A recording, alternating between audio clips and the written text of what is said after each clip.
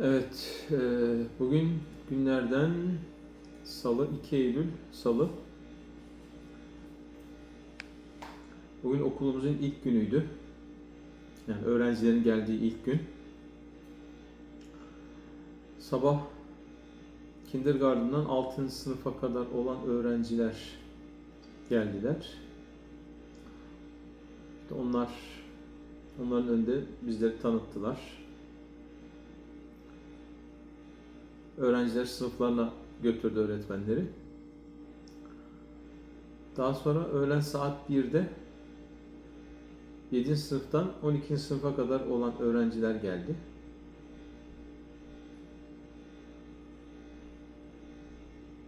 On ikinci sınıfta normalde ben 12. sınıfların sınıf öğretmeni oldum. Sınıf listesinde toplam 43 tane isim var. Fakat bu 43 ismin yani hepsi gelmiyor okula. Yani hepsi okuyor mu, okumuyor mu onu da bilmiyorum. Fakat okuldan ayrılmış olanlar olduğunu öğrendim. Okula gelmek istemeyenlerin olduğunu. Yaklaşık bir 18 öğrenci falan geldi benim. 18, belki sonradan bir iki kişi daha geldi yeni. Onlarla belki bir 20 kişi olmuş olabilir.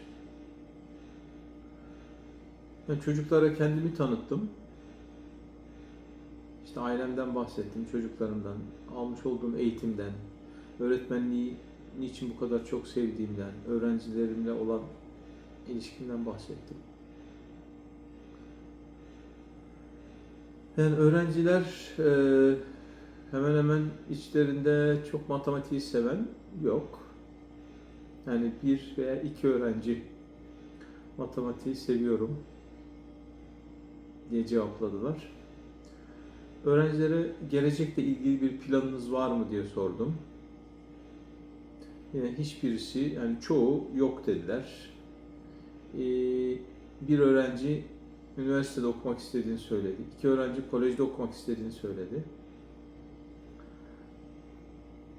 Bir veya iki öğrenci de hani karar vermedim dedi. Ama çoğunluk bir gelecekle ilgili planların olmadığını.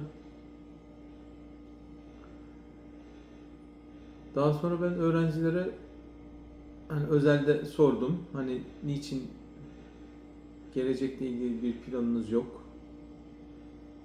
Ne yapmayı düşünüyorsunuz?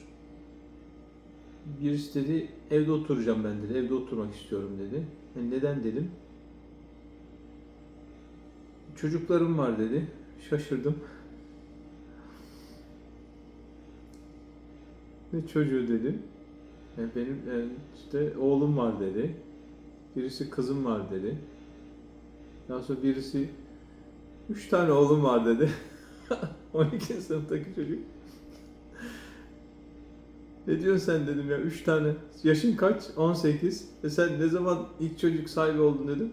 15 yaşında ilk çocuk sahibi olmuş. 15 yaşında baba oldum dedi. Ve şu anda 12. sınıftaki çocuğun 3 tane oğlu var. Ne yapıyorsunuz desen, çalışıyor musun dedim. Yok daha çalışmıyorum. Neden? SIN number'ım yok dedi. Başvurmadım mı? Başvuramadım çünkü birth sertifikatım yok dedi. Şaşırdım. 18 yaşına gelmiş çocuk, birth sertifikası yok. Nerede doğdun? Ottawa'da doğmuş çocuk.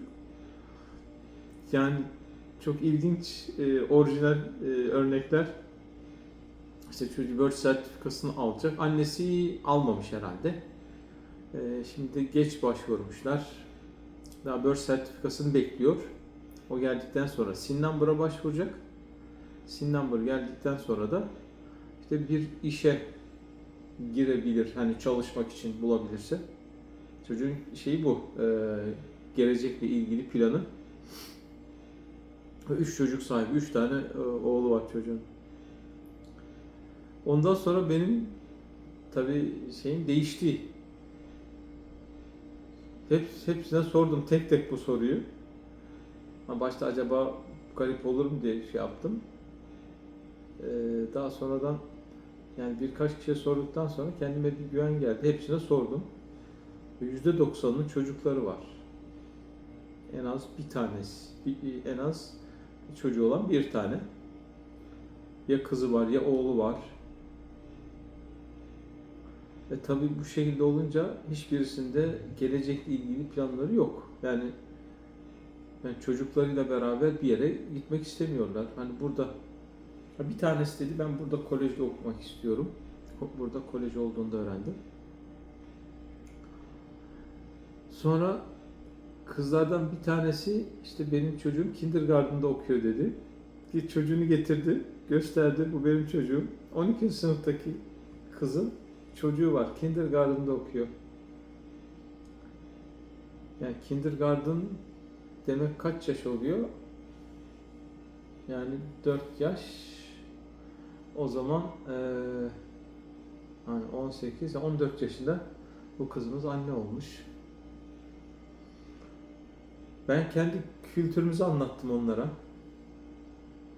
Yani bizde hani kaç yaşında insanlar evleniyor, kaç yaşında çocuk sahibi oluyorlar. Ve şeyi sordum. Yani burada çocukları işte hani annesi istemezse başkalarına, annesine veya babasına veya başkasına evlatlık veriyorlarmış dedim. Evet dediler. Ama hani benim sınıftaki çocukların çoğu hepsi kendisi bakıyor. İşte onlar şeyi sordular. Sizde nasıl dediler. Ben dedim bizde kesinlikle hiçbir anne çocuğunu hiç kimseye vermez dedim. Yani öldürseniz çocuğunu alamazsınız elinden dedim. Yani bizde o şekilde bir bağ var anne ile çocuklar arasında. İşte kendi benim işte ilk çocuğumun şeyini anlattım. İşte hastanede bir ay işte önce doğmuştu, erken doğmuştu. İşte doktorlar vermediler. İşte nasıl feryat figan çocuğunu istediğini yani deli olacak kadar bir şeye girdiğini, depresyona girdiğini falan anlattım annesinin. Ve daha sonradan getirmek zorunda kaldılar çocuğunu annesine. İşte onu anlattım. Yani çok değişik geldi onlara. Yani çok farklı kültürler, yani bizim kültürlere hiç benzemiyor. Yani burada işte soyadı benzer olan çocuklar vardı. İşte sordum, akraba olduklarını söylediler. İşte bir tanesi dedi, bu işte benim kuzenim. Niye gelmedi dedim. Okulu bıraktı dedi. Neden dedim. Okumak istemiyor dedi. Ama dedi benden çok daha zeki dedi çocuk. Yani daha çok mesela matematik zekası var dedi. Ve inşallah onu evini öğrendim. Nerede kaldığını. Beraber yaşamıyorlarmış. Babaannesiyle yaşıyormuş o. Öğrendim. Evine gideceğim inşallah. Konuşacağım çocukla. İkna etmeye çalışacağım. Okula gelmesi için. Okuması için. Okulunu bitirmesi için. Yani bayağı bir alacağımız yol var.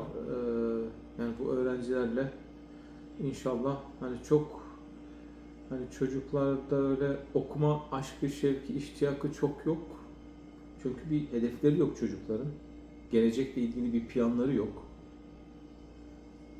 Yani bir tanesi işte 4 ay olmuş bir iş bulmuş. Construction'da orada çalışıyorum dedi.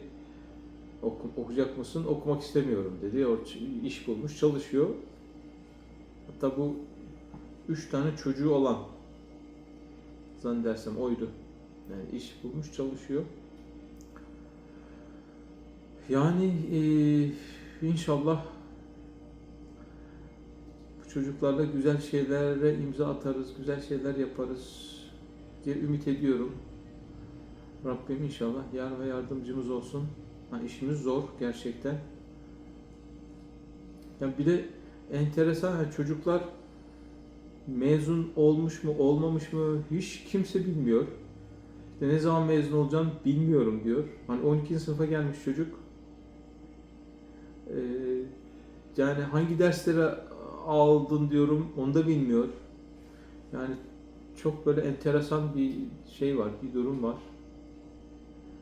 Yani çocuklar aldığı dersi bilmiyor, mezun olup olmadığını bilmiyor. Bazıları ben 12. sınıfta mıyım diyor. 11'i geçti mi geçmedi mi onun şeyi yok. Haberleri yok çocukların. Yani inşallah işimiz zor. Yani bugün çok ilginç bir gün oldu. Bir de şey getirdiler. Şey dağıtılıyormuş. E, işte snack. Çocuklar gerçi çoğu ayrılmıştı. Evlerine gitmişlerdi. Hani öğleden sonra verdiler. Meyve. Genelde meyve, elma ve portakal. Bir yarım elma da ben yedim. Çok güzeldi elmanın tadı. Yani buraya geldikten sonra ilk yediğim ilk meyve oldu. Bir hafta sonra bir yarım elma. İnşallah Rabbim yar ve yardımcımız olsun diyorum. Görüşmek üzere. Hayırlı gün. Bu arada İkram bugün rahatsız. O konuşamıyor. Onun hakkında ben kullanmış oldum. Görüşmek üzere. Selamünaleyküm.